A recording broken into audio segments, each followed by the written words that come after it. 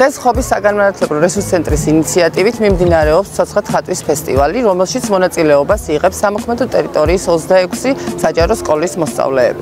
ფესტივალის თემა გახლავთ აღდგომა და ხობის მუნიციპალიტეტსა და სრულიად საქართველოს მინდა მიულოცო აღდგომის დღესასწაული. დღე ძალიან სიმბოლური დღეა, როგორც რელიგიურად, ისე ხობის სინამდვილეში.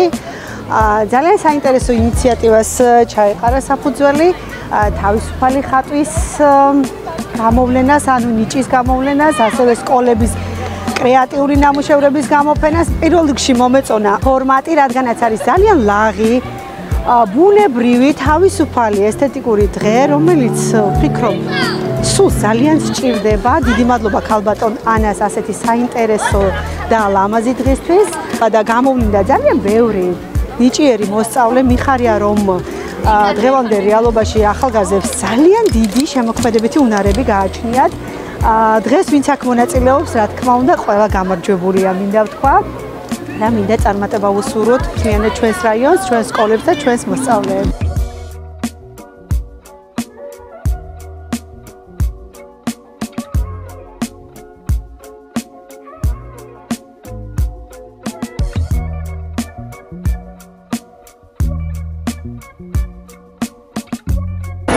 პირველი მაისის საჯარო სკოლის მოსწავლე ანა ყვაშილოვა. დღეს ღია სისხლში დამხატეთ და გავიცანით უამრავი სხვა ბავშვები და ვნახეთ მათი ნამუშევრები.